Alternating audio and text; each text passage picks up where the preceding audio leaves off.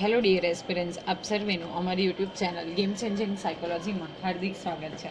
આજના વિડીયોમાં આપણે પ્રોબેશન ઓફિસર, ચીફ ઓફિસર તેમજ અન્ય કેટલીક સરકારી પરીક્ષાઓ માટે સમાજશાસ્ત્ર એટલે કે સોશિયોલોજી સબ્જેક્ટ અગત્યનો છે અને એ અંતર્ગત આપણે સામાજિક આંદોલનો વિશે અભ્યાસ કરી રહ્યા છે. જો તમે અગાઉના વિડીયો જોયા ન હોય તો પ્લેલિસ્ટમાં જઈને વિડીયોઝ ચેક કરી લેશો. અગાઉના વિડીયોની જો આપણે વાત કરીએ તો બેઝિકલી આપણે સામાજિક આંદોલનના પ્રકારો વિશે અભ્યાસ કરી રહ્યા છીએ, જેમાં આપણે ડિસ્કશન કર્યું હતું કે સામાજિક આંદોલનો જે થાય છે એને કોઈ એક ચોક્કસ શ્રેણીમાં મૂકવા એ ઘણું મુશ્કેલ છે. સામાજિક આંદોલનોને તેની લાક્ષણિકતા એટલે કે એની કેરેક્ટરિસ્ટિક્સને આધારે જુદા જુદા સમાજશાસ્ત્રીઓએ જુદી જુદી રીતે વર્ગીકૃત કરેલા છે અને તેમ છતાં આપણે જો એનાલિટિકલ વાત કરીએ એટલે કે વિશ્લેષણાત્મક દૃષ્ટિએ જોઈએ તો સામાજિક આંદોલનના 4 પ્રકારો દર્શાવી શકાય, જે અંગે સુધારાવાદી સામાજિક આંદોલન એટલે કે રિફોર્મેટિવ સોશિયલ મુવમેન્ટ, ક્રાંતિકારી સામાજિક આંદોલન રિવોલ્યુશનરી સોશિયલ મુવમેન્ટ, પ્રતિરોધાત્મક સામાજિક આંદોલન રેઝિસ્ટન્ટ સોશિયલ મુવમેન્ટ અને વિરોધાત્મક સામાજિક આંદોલન એટલે કે પ્રોટેસ્ટ સોશિયલ મુવમેન્ટ. અને એ અંતર્ગત આપણે ફર્સ્ટ અને સેકન્ડ સુધારાવાદી સામાજિક આંદોલનો અને ક્રાંતિકારી સામાજિક આંદોલનો વિશે ડિટેલમાં અભ્યાસ કર્યો હતો. જો તમે અગાઉનો વિડીયો જોયો ન હોય તો એ વિડીયો ચેક કરી લેશો. એ વિડીયોમાં પણ મેં તમને જણાવ્યું હતું કે માઇટ બી પોસિબલ એવા પણ ચાન્સીસ છે કે કોઈક સંકળાયેલા આંદોલનનું નામ આપ્યું હોય અને સામે ટાઈપ આપ્યો હોય and you have to join the correct pair, right. તો આવા પ્રશ્ન પણ પૂછાતા હોય છે, તો એ વસ્તુનું પણ તમારે ધ્યાન રાખવાનું છે. તો સુધારાવાદી સામાજિક આંદોલન અને ક્રાંતિકારી જે સામાજિક આંદોલન છે એ વિશે આપણે વિસ્તૃત ચર્ચા કરી છે. હવે આજના વિડીયોની અંદર આપણે પ્રતિરોધાત્મક સામાજિક આંદોલન એટલે શું, જે આપણે જોયું રોધાત્મક એટલે કે રેસિસ્ટન્સ સોશિયલ મુવમેન્ટ, તો એના વિશે આપણે ચર્ચા કરવાના છીએ. જ્યારે સમાજમાં સામાજિક પરિવર્તનની ગતિ ઝડપી બને છે અને લોકો તેની તીવ્રતા સાથે સમાયોજન સાધી શકતા નથી, ત્યારે જે આંદોલન થાય છે તે આંદોલનને પ્રતિરોધાત્મક આંદોલન તરીકે ઓળખાવી શકાય છે. જો અગત્યનું છે કે સામાજિક પરિવર્તનની જે ગતિ છે, આપણે જોયું હતું કે સામાજિક વિકાસ એ રિક્વાયર્ડ છે અને એટલા માટે જે સામાજિક પરિવર્તનની ગતિ જો સ્પેશિયલી આપણે આજના વિજ્ઞાન અને ટેકનોલોજીના યુગની વાત કરીએ તો ખૂબ ઝડપથી સમાજમાં પરિવર્તન આવી રહ્યું છે. હવે પરિવર્તનની જે ગતિ છે, સ્પીડ છે, મોમેન્ટમ છે, એ ખૂબ જ સ્પીડી છે, ઝડપી છે અને એને કારણે લોકો જે છે એની સાથે સમાયોજન નથી કરી શકતા, એડજસ્ટમેન્ટ નથી કરી શકતા અને એટલા માટે જે પરિવર્તનની ઝડપી ગતિ છે તો એના વિરોધમાં એટલે કે જે આંદોલન વધુ પડતી ઝડપ અથવા તો તીવ્રતા સાથે સમાયોજન ન કરી શકવાને કારણે કરવામાં આવે છે તો એને પ્રતિરોધાત્મક આંદોલન તરીકે ઓળખવામાં આવે છે. આ પ્રતિરોધાત્મક શબ્દ આપણે ઘણી બધી વાર સાંભળ્યો હોય કે કોઈક દવાની ઇફેક્ટ થાય તો એ ઇફેક્ટને કેન્સલ્ડ કરવા માટે આપણે પ્રતિરોધાત્મક એટલે કે જે રેઝિસ્ટન્સ હોય તો એ મેડિસિનનો ઉપયોગ કરીએ છીએ. તો બેઝિકલી ઇન ધેટ કેસ અહીંયા પણ કે જે પરિવર્તનની આપણે વાત કરીએ તો એ જે છે એની તીવ્રતા ખૂબ વધારે છે અને એટલા માટે એની સાથે જ્યારે મેચ કરવામાં ન આવે તો એટલા માટે જે આંદોલન થાય છે એને આપણે પ્રતિરોધાત્મક આંદોલન તરીકે ઓળખીએ છીએ. પ્રતિરોધ એટલે કે રોકવું કે વિરોધ કરવો છે. જ્યારે સમાજમાં જે પરિવર્તન આવે છે તે તેમની ઈચ્છા પ્રમાણે નથી હોતું, ત્યારે લોકો આ પરિવર્તનની વિરુદ્ધમાં આંદોલન ચલાવે છે, તેને પ્રતિરોધાત્મક આંદોલન કહેવામાં આવે છે. તો આ પણ અગત્યનું છે કે પ્રતિરોધ કરવું એટલે શું, તો એ પ્રતિરોધ કરવું એટલે કે રોકવું અથવા તો વિરોધ કરવો. હવે સમાજમાં જે પરિવર્તન આવી રહ્યું છે, જે ચેન્જીસ આવી રહ્યા છે તો એ જે છે લોકોની ઈચ્છા પ્રમાણે એ ચેન્જીસ નથી આવતા. ઘણી વખત આપણે એવું જોઈએ છે કે જે સમાજ છે ઓકે, તો એમાં પરિવર્તન આવે છે પરંતુ લોકોની ઈચ્છા નથી હોતી. ગવર્મેન્ટ કોઈ પરિવર્તન લાવે છે, કોઈ નિયમ એપ્લિકેબલ બનાવે છે અથવા તો કોઈ નિયમને એપ્લાય કરાવે છે પરંતુ લોકોની ઈચ્છા નથી, તો એ પરિવર્તનની વિરુદ્ધમાં જ્યારે આપણે આંદોલન ચલાવીએ તો એને આપણે પ્રતિરોધાત્મક આંદોલન તરીકે ઓળખીએ છીએ. ફોર એક્ઝામ્પલ આપણે વાત કરીએ તો હાલમાં જે હેલ્મેટ પહેરવાનો કાયદો છે તો એ સરકાર દ્વારા અમલી બનાવવામાં આવ્યો. હવે આ લોકોની ઈચ્છા નથી કે લોકો હેલ્મેટ પહેરે, રાઈટ. તો ઇન ધેટ કેસ જો આપણે આંદોલન કરીએ, લોકો આંદોલન કરે તો એને આપણે પ્રતિરોધાત્મક સામાજિક આંદોલન તરીકે ઓળખીએ છીએ. ફોર એક્ઝામ્પલ નર્મદા બંધ વિરોધી આંદોલન, અમુક ભાષા કે ભાષાઓ પ્રત્યે વિરોધ દર્શાવતા આંદોલન વગેરે પ્રતિરોધાત્મક આંદોલનો છે. તો અગત્યનું છે કે કોઈક ભાષા અથવા તો ભાષાઓ પ્રત્યે જ્યારે અન્ય વ્યક્તિઓ દ્વારા વિરોધ કરવામાં આવે જે લોકો નથી ઈચ્છતા, એટલે કે લોકોની ઈચ્છાની વિરુદ્ધ જ્યારે કોઈક કાર્ય કરવામાં આવે, કોઈ પરિવર્તન થાય, તો ઇન ધેટ કેસ આપણે જે મતલબ લોકો દ્વારા જે આંદોલન કરવામાં આવે એને પ્રતિરોધાત્મક આંદોલન કહે છે. ઓકે, પ્રતિરોધ કરવો ધેટ મીન્સ કે એનો વિરોધ કરવો, એને રોકવું, એને અટકાવવું. પ્રતિરોધાત્મક આંદોલનનું પરિણામ કાં તો ઘણું જ આંશિક પરિવર્તન હોય છે અથવા તો જે તે પરિસ્થિતિને ટકાવી રાખવા માટેનું હોય છે. તો એકદમ કોમન આંશિક લેવલનું પરિવર્તન આવે છે, ઓરલ્સ આપણે એવું કહી શકીએ કે જે તે પરિસ્થિતિ છે તો એને ટકાવી રાખવા માટે બેઝિકલી આ પ્રકારના પ્રતિરોધાત્મક સામાજિક આંદોલનો છે એ કરવામાં આવે છે. હવે અગત્યનું છે કે A.L. બર્ટ્રેન્ડ જણાવે છે, તો તમારે નામ યાદ રાખવાનું છે, A.L. બર્ટ્રેન્ડ. તો એમના દ્વારા એવું જણાવાયું છે કે પ્રતિરોધ આંદોલનો એવા આંદોલનો છે અથવા તો એ એટલા માટે ઉદ્ભવે છે કારણ કે લોકોને એવો વિશ્વાસ હોય છે કે જે કંઈ પરિવર્તન આવી રહ્યું છે અથવા વર્તમાનમાં જે પરિસ્થિતિ છે તો એ યોગ્ય નથી અને તેને વિરોધ કરવા જોઈએ. Okay, A.L. બર્ટ્રેન્ડ શું જણાવે છે? એમના મતે એ એવું જણાવે છે કે લોકોને એવો વિશ્વાસ છે કે જે કોઈ પરિવર્તન આવી રહ્યા છે, જે કોઈ ચેન્જીસ થઈ રહ્યા છે, તો એ શા માટે થઈ રહ્યા છે? અને એટલા માટે કે જે ચેન્જીસ આવે છે અને વર્તમાનની જે પોઝિશન છે એટલે કે પ્રેઝન્ટની જે સિચ્યુએશન છે તો એ યોગ્ય નથી. ઓકે, તો એને અટકાવવા માટે આપણે બેઝિકલી જે આંદોલનો કરીએ, વિરોધ કરીએ, તો એ પ્રતિરોધાત્મક સામાજિક આંદોલનો છે. આવા આંદોલનનો ઉદ્દેશ જે પરિવર્તનો આવી રહ્યા છે તેને રોકવાનો અને જે તે પરિસ્થિતિને જેમ છે તેમ ટકાવી રાખવાનો છે. આ પણ અગત્યનું છે કે જે પરિવર્તનો આવે છે, ચેન્જીસ આવે છે, તો એને રોકવાનું, એટલે કે એ ચેન્જીસ આવવા ન જોઈએ. પ્લસ જે તે વર્તમાનની પરિસ્થિતિ છે એ વર્તમાનની પરિસ્થિતિને એઝ ઇટ ઇઝ રાખવાનો છે, એટલે કે પરિસ્થિતિ જેમ છે એમ જ ટકાવી રાખવો એ આંદોલનનો ઉદ્દેશ છે. આ આંદોલન સાથે જે લોકો જોડાયેલા છે તેમનો ઉદ્દેશ એ હોય છે કે તેઓ પરિવર્તન ઈચ્છતા નથી. ઓકે, શું છે કે જે લોકો આની સાથે સંકળાયેલા છે એ લોકો એવું ઈચ્છે છે કે જે અત્યારની પોઝિશન છે એ એઝ ઇટ ઇઝ રહે. ઓકે, એમાં કોઈ પણ પ્રકારનું પરિવર્તન ન આવે. માની લઈએ કે ફોર એક્ઝામ્પલ આપણે વર્તમાન સ્થિતિમાં જીવી રહ્યા છે, સરકાર કોઈ રૂલ કે રેગ્યુલેશન્સ બનાવે તો જે લોકો એવું ઈચ્છે છે કે ભાઈ આ રૂલ્સ રેગ્યુલેશન્સ જે બનાવાયા છે એ ખોટા છે, અત્યાર સુધીની જે પરિસ્થિતિ ચાલી રહી છે એ જ પરિસ્થિતિ આગળ પણ કેરી ફોરવર્ડ થવી જોઈએ, તો ત્યારે બેઝિકલી જે લોકો નથી ઈચ્છતા કે કોઈક પ્રકારનું ચેન્જીસ આવે તો એ લોકો આ પ્રકારનું આંદોલનો કરે છે. ક્યારેક આ આંદોલનો એટલા માટે ઉદ્ભવે છે કે સમાજમાંના સ્થાપિત હિતોને પોતાનું વર્ચસ્વ સત્તા જોખમાતી હોવાનું ભય છે. તો આ પણ અગત્યનું છે કે બેઝિકલી શા માટે એવા લોકો જે છે આંદોલનો કરે છે, તો એ લોકોને એવો ડર છે કે પોતાનું જે વર્ચસ્વ છે, ડોમિનિયન્સ છે, એમની સત્તા છે, ઓકે, એમનો પાવર છે એ જોખમાઈ જશે. તો એટલા માટે બેઝિકલી આ આંદોલનો જે છે એ થાય છે. જેમ કે ગામમાં જમીનદારો અને ખેત મજૂરો વચ્ચે થતા આંદોલનો. હવે ખેત મજૂરો જે છે એટલે કે લેબર્સ છે અને જે જમીનદારો છે એટલે કે લેન્ડલોર્ડ્સ છે, તો એની વચ્ચે આંદોલન થશે. ફોર એક્ઝામ્પલ, ખેડૂતોની જમીનના કાયદા વિરુદ્ધમાં જે પ્રતિક્રિયા ઉદ્ભવે તેને આ પ્રકારના આંદોલનો કહેવાય. જ્યારે સરકાર નિયમ બનાવે છે કે જે વ્યક્તિ ખેડે છે તો એની જમીન ગણાશે, રાઈટ, તો અમુક વર્ષ સુધી આ વસ્તુ જો કરવામાં આવે, ખેડવામાં આવે તો ગણાશે. તો એ અંગેનો જ્યારે કાયદો બનાવવામાં આવ્યો ત્યારે જે લેન્ડલોર્ડ્સ છે એટલે કે જમીનદારો છે તો એમના દ્વારા એમનો વિરોધ કરવામાં આવ્યો. સાથે સાથે જે જમીનદારો છે અને ખેત મજૂરો છે તો એ પોતપોતાના વર્ચસ્વ માટે જે પ્રકારે આંદોલન કરે તો એને આપણે પ્રતિરોધાત્મક સામાજિક આંદોલન તરીકે દર્શાવીએ છીએ. નેક્સ્ટ છે વિરોધાત્મક સામાજિક આંદોલન. ઓકે, તો વિરોધાત્મક સામાજિક આંદોલન મુખ્યત્વે પ્રસ્થાપિત વ્યવસ્થાનો વિરોધ છે. જે વ્યવસ્થા વર્તમાનમાં સ્થાપિત છે, પ્રવર્તી રહી છે, એનો વિરોધ કરવા માટે જે આંદોલન કરવામાં આવે તો બેઝિકલી આપણે એને વિરોધાત્મક સામાજિક આંદોલન તરીકે ઓળખીએ છીએ.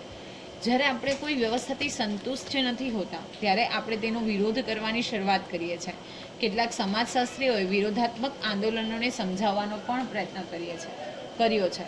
જો જ્યારે કોઈ વ્યવસ્થા છે, ઓકે, કોઈ મેનેજમેન્ટ છે તો એનાથી આપણે સંતુષ્ટ નથી, એનાથી આપણે સેટિસ્ફાઈડ નથી, તો ત્યારે આપણે વિરોધ કરવાની શરૂઆત કરીએ છીએ. અને વિરોધ કરવાની શરૂઆત કરવાથી જે આંદોલનો ઉદ્ભવે છે એને આપણે વિરોધાત્મક સામાજિક આંદોલન તરીકે ઓળખીએ છીએ. વિરોધાત્મક આંદોલનો એવા આંદોલનો છે જેમાં કાં તો અસંતોષની અભિવ્યક્તિ થાય છે અથવા તો એવી માંગણી હોય છે જે પૂર્ણ કરવામાં આવી હોતી નથી. તો આ પણ અગત્યનું છે કે કયા બે પ્રકારના જે પાસા છે એનો સમાવેશ આપણે વિરોધાત્મક સામાજિક આંદોલનમાં કરીએ છીએ. તો ક્યાં તો અસંતોષ છે, ઓકે, જે કોઈ વ્યવસ્થા છે એનાથી આપણને અસંતોષ છે, ઓરેલ્સ આપણી માંગણી એવી છે કે જે પૂર્ણ કરવામાં આવી નથી. મતલબ માંગણી આપણે રજૂઆત કરી છે પરંતુ એ રજૂઆતો ઉપર ધ્યાન નથી આપવામાં આવ્યું, એ રજૂઆતો અને એને માંગણીને ફૂલફિલ કરવામાં નથી આવી, પૂરી કરવામાં નથી આવી, અને એટલા માટે અસંતોષની અભિવ્યક્તિ છે, લાગણી છે. તો ઇન ધેટ કેસ આ પ્રકારના જે મૂવમેન્ટ છે એ થાય છે. આવા પ્રકારના વર્તન વ્યવહારો સામાજિક રૂપના આંદોલન હોય છે જેને વિરોધાત્મક આંદોલનો પણ કહી શકાય. વિરોધાત્મક આંદોલનો મુખ્યત્વે 3 બાબતો સાથે જોડાયેલ છે. તો આ 3 બાબતો પણ આપણે જોઈ લઈએ કે કઈ 3 બાબતો સાથે આ જે વિરોધાત્મક આંદોલનો છે એ જોડાયેલા છે, સંકળાયેલા છે. તો સૌપ્રથમ આપણે જોયું એ પ્રમાણે કે અસંતોષ અને અન્યાય માટે કેટલીક ઘટનાઓ જે સમાજમાં યોગ્ય લાગતી ન હોય તેમજ અન્યાયકારી લાગતી હોય તો તેના માટે વિરોધ શરૂ થાય છે. તો અગત્યનું છે કે આપણને એવું લાગે છે કે આ ઘટનાઓ જે છે યોગ્ય નથી સમાજમાં અને અન્યાયકારી છે, એટલે કે જો કંઈક વસ્તુ બનશે તો એનાથી અન્યાય થશે.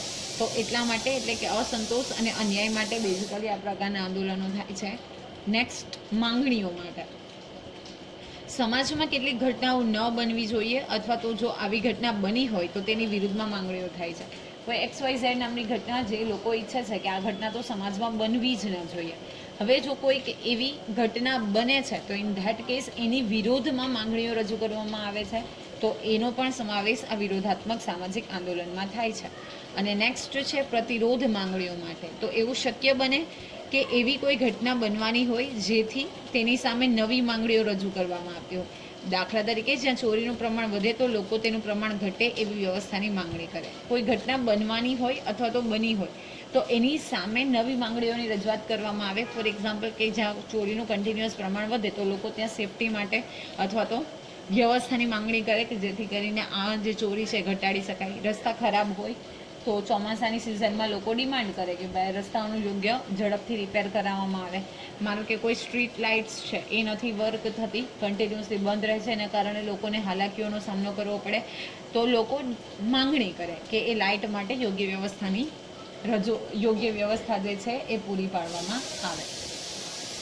આમ વિરોધાત્મક આંદોલનો એટલે જ્યારે સમાજમાં પરંપરાગત વ્યવસ્થાને દૂર કરી નવી વ્યવસ્થા પ્રસ્થાપિત કરવામાં આવે અને લોકોને પસંદ ન પડે ત્યારે આ પ્રકારના આંદોલનો થાય છે. જો નવા આંદોલનો એટલે કે જ્યારે નવા ચેન્જીસ આપણે સમાજની અંદર ઝંખીએ છીએ કે લાવવા માટે ઈચ્છા જતાવીએ છીએ અથવા તો જે પરંપરાગત વ્યવસ્થા છે એને દૂર કરી અને નવી વ્યવસ્થાનું સ્થાપન કરવામાં આવે છે ત્યારે જે લોકો આ નવી વ્યવસ્થાને સ્વીકારવા માટે રેડી નથી તો એમના દ્વારા આ પ્રકારના વિરોધો દર્શાવાય છે, આંદોલનો થાય છે. તો એને બેઝિકલી આપણે વિરોધાત્મક સામાજિક આંદોલન તરીકે ઓળખીએ છીએ. તેમાં સમાજમાં લોકોની સામે આર્થિક અને સામાજિક સમસ્યાઓમાં વૃદ્ધિ થાય ત્યારે લોકો જે છે એ વિરોધાત્મક આંદોલનો કરે છે. પ્લસ જ્યારે લોકોની સામાજિક સમસ્યા અને આર્થિક સમસ્યામાં વૃદ્ધિ થાય, એમાં વધારો થાય તો એ માટે લોકો દ્વારા જે આંદોલન કરવામાં આવે તો એને આપણે વિરોધાત્મક આંદોલન કહેવામાં આવે છે. ફોર એક્ઝામ્પલ, મોંઘવારી સામેના આંદોલનો કન્ટિન્યુઅસ જો સરકાર દ્વારા કોઈ વસ્તુમાં ભાવ વધારો કરવામાં આવે તો મોંઘવારી વિરુદ્ધ લોકો હડતાલ ઉપર ઉતરે છે, આંદોલનો કરે છે. સ્ત્રી અત્યાચાર વિરોધી આંદોલનો, ઓકે, કોઈ ઘરેલું કિસ્સા બનતા હોય, હિંસા બનતી હોય તો ઇન ધેટ કેસ સ્ત્રી અત્યાચાર વિરોધી આંદોલનો કરવામાં આવે છે. વિરોધાત્મક આંદોલન વિકસિત સમાજ હોય કે અવિકસિત સમાજ હોય, દરેક પ્રકારના સમાજમાં જોવા મળે છે. તો આ પણ અગત્યનું છે કે કોઈ પણ પ્રકારના સમાજ હોય, ભલે એ સમાજ વિકસિત સમાજ છે, અલ્પ વિકસિત સમાજ છે કે અવિકસિત સમાજ છે, જ્યારે પણ જે પરંપરાગત વસ્તુઓ જે છે એમાં ચેન્જ આવે અને જે લોકો એ ચેન્જ સાથે અગ્રી ન હોય તો એવા લોકો જે છે પરંપરાગત જ વસ્તુઓ અથવા તો વ્યવસ્થા કન્ટિન્યુ રહે એ ઇન્ડિકેટ કરવા માટે એટલે કે એની માંગણી કરવા માટે બેઝિકલી આ પ્રકારના આંદોલનો કરતા હોય છે. અને આ આંદોલનો જે છે મહદઅંશે લોકશાહી સમાજમાં વધુ જોવા મળે છે. ઓકે, જ્યાં લોકોનું વર્ચસ્વ છે, ભારત એક લોકશાહી ધરાવતો દેશ છે, તો ઘણી બધી જગ્યાએ જે ટ્રેડિશનલ વે હોય તો એમાં લોકો ચેન્જીસ કરાય એમ ઈચ્છતા નથી. તો એના માટે આ વિરોધાત્મક સામાજિક આંદોલનો જે છે એ કરવામાં આવે છે. હવે આપણે બીજો એક એક્ઝામ્પલ જોઈએ જે છે સ્વચ્છતા આંદોલન. આપ સૌ જાણો છો એ પ્રમાણે કે ભારત દ્વારા સ્વચ્છ ભારત, ઓકે, ક્લીનલીનેસ બની રહે એ માટે સ્વચ્છ ભારત એક કદમ સ્વચ્છતા કી ઓર જેની ટેગલાઇન છે એ સ્ટાર્ટ કરવામાં આવ્યું હતું. તો આધુનિક વિશ્વની એક જટિલ સમસ્યા છે અસ્વચ્છતાની, ગંદકીની. વિશ્વમાં પ્રતિવર્ષ ગામડાઓ, કસ્બાઓ, નગરો, મહાનગરોમાં ખડકાતા કચરાઓના ઢગલાઓ પર્યાવરણવાદીઓ એટલે કે જે એન્વાયરમેન્ટલિસ્ટ છે એમના માટે ચિંતાનો વિષય બન્યા છે. ભલે ગામડાઓ હોય, શહેર હોય કે ગમે ત્યાં એવરી યર જે પ્રકારે કચરાના ઢગલાઓ ઉદ્ભવે છે તો એને કારણે જે પર્યાવરણવાદીઓ છે, એન્વાયરમેન્ટલિસ્ટ છે, તો એના માટે આ એક ખૂબ જ જટિલ પ્રશ્ન છે. ખૂબ જ આપણે એવું કહી શકીએ કે ચિંતા જે ક્રિએટ કરે એ પ્રકારનો પ્રશ્ન છે. જળવાયુને પ્રદૂષિત કરતા કચરાના ઢગલાઓએ સમગ્ર માનવજાતિ માટે અનેક પ્રશ્નો પેદા કર્યા છે. ઓકે, જે જળ અને વાયુને પ્રદૂષિત કરતો કચરો છે. ઓકે, જળ પ્રદૂષિત કરતો એટલે કે જે પ્લાસ્ટિક, પોલિથિન્સ અને યુઝડ મટીરિયલ છે, પ્લસ વાયુને પ્રદૂષિત કરતો કચરો છે, જેમાં ઝેરી જે વાયુઓ છે ફેક્ટરીઝમાંથી રિલીઝ કરવામાં આવે. તો આ દરેકે દરેક પ્રશ્ન જે છે એ સમાજની જાતિ માટે, હ્યુમન માટે એક ખૂબ જ અઘરો પ્રશ્ન આપણે કહી શકાય.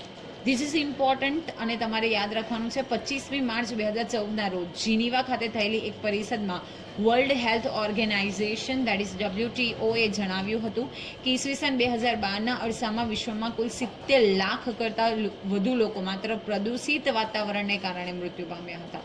તો આંકડા જે છે ખરેખર ચોંકાવનારા છે. જ્યારે 25મી માર્ચ 2014ના રોજ જીનેવા ખાતે એક પરિષદ એટલે કે એક મીટિંગ મળે છે તો એમાં WHO વર્લ્ડ હેલ્થ ઓર્ગેનાઇઝેશન એવો રિપોર્ટ આપે છે કે ઇન ધ યર ઓફ 2012 વિશ્વમાં 70 લાખ કરતાં વધુ જે લોકો છે એ ફક્ત અને ફક્ત જે પોલ્યુટેડ એટમોસ્ફિયર છે, પ્રદૂષિત વાતાવરણ છે, તો એને કારણે મૃત્યુ પામ્યા હતા.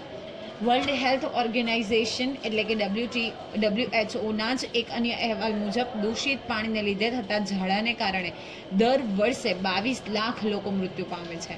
દર વર્ષે 5 વર્ષથી નાની ઉંમરના 18 લાખ બાળકો દૂષિત પાણીને લીધે મૃત્યુ પામે છે. તો આ પણ અગત્યનું છે. પ્લસ બીજો એક અહેવાલ એટલે કે રિપોર્ટ જે છે એ WHO દ્વારા પ્રકાશિત કરવામાં આવ્યો છે અને એ મુજબ જ્યારે પ્રદૂષિત એટલે કે પોલ્યુટેડ વોટર છે જેમાં ઘણા બધા કેમિકલ્સ, ઝેરી કચરો છે, તો એ પીવાને કારણે ઓલમોસ્ટ દર વર્ષે શું થાય છે, દૂષિત પાણીને કારણે લૂઝ મોશન અને એ પાણી પીવાને કારણે 22 લાખ કરતાં વધુ લોકો જે છે એ મૃત્યુ પામે છે. અને જે બાળકો 5 વર્ષથી નાની ઉંમર ધરાવે છે એવા 18 લાખ જેટલા બાળકો જે છે એ આ દૂષિત પાણીને લીધે મૃત્યુ પામે છે. જળ અને વાયુ જીવનના અભિન્ન અંગો છે, પરંતુ માનવીએ તેમાં કચરો ઠાલવીને માનવજાતના શત્રુ બનાવી દીધા છે. આજે ચારે બાજુ ગામડાઓ અને શહેરોમાં કચરો ઉભરાય છે, પરંતુ એ કચરો ક્યાં ઠાલવવો એ પણ જટિલ સમસ્યા બની છે. કચરાના ઢગલા છે. ઓકે, આપણે એવું કહી શકીએ કે ઢગલાઓ જે છે એને ક્યાં ઠાલવવા, ઓકે, એને ક્યાં ડિસ્પોઝલ કરવા, તો એ ઘણો મોટો પ્રશ્ન છે. આવા સમયે સ્વચ્છતા અંગેના અભિયાને આંદોલનનું સ્વરૂપ ધારણ કર્યું અને સૌનું ધ્યાન વિશેષ આકર્ષિત કર્યું. સ્વચ્છતા આંદોલન એ સુધારાવાદી આંદોલનનો એક ભાગ છે. તો તમને પૂછી શકાય કે સ્વચ્છતા આંદોલન એ કયા આંદોલનનો ભાગ છે? તો સુધારાવાદી આંદોલનનો ભાગ છે. ઈસવીસન 2014ની 2 ઓક્ટોબરે મહાત્મા ગાંધીજીની 145મી જન્મ જયંતિના અવસરે ભારતના વડાપ્રધાન શ્રી નરેન્દ્ર મોદી દ્વારા સ્વચ્છતા અભિયાનનો આરંભ કરવામાં આવ્યો હતો. આંદોલનનો મુખ્ય હેતુ ઈસવીસન 2019માં ઉજવનાર ગાંધીજીની 150મી જન્મ જયંતિ સુધીમાં સમગ્ર ભારતને સ્વચ્છ કરવાનો હતો. તો આ પણ એક ધ્યાનમાં રાખવા જેવી મેટર છે કે 2014ની અંદર 2 ઓક્ટોબર જે મહાત્મા ગાંધીજીની જન્મ જયંતિ છે, તો જ્યારે 145મી જન્મ જયંતિ હતી ત્યારે ભારતના જે વડાપ્રધાન મિસ્ટર નરેન્દ્ર મોદી છે એમના દ્વારા અભિયાન જે સ્ટાર્ટ કરવામાં આવ્યું હતું. અને એનો એક એમ એવો હતો, એક ગોલ એવો હતો કે ઇન ધ યર ઓફ 2019 મતલબ આફ્ટર 5 યર જ્યારે 150મી જન્મ જયંતિ આવે તો ત્યારે સમગ્ર ભારત સ્વચ્છ હોવું જોઈએ. પ્રધાનમંત્રીશ્રીના આદેશ અનુસાર આજે સ્વચ્છતા અભિયાન ભારતમાં તમામ રાજ્યોમાં વિસ્તાર પામ્યું છે. ગામડાની શેરીઓથી શરૂ કરી અને શહેરના મહોલ્લાઓ અને જાહેર સ્થાનોની સ્વચ્છતાને પ્રાધાન્ય મળ્યું છે. રાઈટ, એમાં ઘણી બધી જે સ્વૈચ્છિક સંસ્થાઓ છે, NGOs છે, સમૂહ માધ્યમો છે, લોકો છે, તો એના દ્વારા આ જે આંદોલન છે હવે એક જન આંદોલન જે છે બન્યું છે. ભારતમાં સ્વચ્છતા આંદોલનમાં સમાજના તમામ વર્ગના લોકો સ્વયંભૂ એટલે કે પોતાની જાતે જોડાયા છે અને સમગ્ર રાષ્ટ્રમાં સ્વચ્છતા અંગેના કાર્યક્રમોની એક સાંકળ રચાઈ છે. તમામ જાહેર સ્થાનોમાં જે સ્વચ્છતા જળવાય એ માટે સરકાર તરફથી 0.5% સેસ લાગુ કરવામાં આવ્યો છે. શાળા કોલેજોમાં યોજાતા સ્વચ્છતા અંગેના કાર્યક્રમોથી વિદ્યાર્થીઓને પણ એક મૂલ્ય તરીકે આ વસ્તુ શીખવાડવામાં આવે છે. Okay, this is the part of the curriculum syllabus, જેથી કરીને વિદ્યાર્થીઓ શાળા હોય કે કોલેજ હોય બંનેના સિલેબસમાં આ વસ્તુ ઇન્ટ્રોડ્યુસ કરવામાં આવી છે, જેથી કરીને even students became aware of this thing. અને આ રીતે સ્વચ્છતા અભિયાને સુધારાવાદી આંદોલનના એક ભાગ તરીકે સમગ્ર દેશમાં સ્વચ્છતાની જે અનોખી ચેતના છે, પહેલ છે, એ જગાવી છે. તો બેઝિકલી આઈ હોપ કે આજના વિડીયોમાં જે આપણે પ્રતિરોધાત્મક સામાજિક આંદોલન સાથે સાથે વિરોધાત્મક સામાજિક આંદોલન અને સ્વચ્છતા આંદોલન વિશે, એટલે કે જે સમાજવાદી આંદોલનનું એક સુધારાવાદી આંદોલનનો એક ભાગ છે, તો એ વિશેની ડિસ્કશન કરી એમાં તમને સમજ પડી હશે. જો વિડીયો પસંદ પડે તો વિડીયોને લાઇક કરી અને શેર કરવાનું ભૂલશો નહીં. અને હા, આવા જ વધુ વિડીયોની અપડેટ્સ મેળવવા માટે even you can subscribe our YouTube channel game changing psychology. Thank you for watching the video. Have a nice day.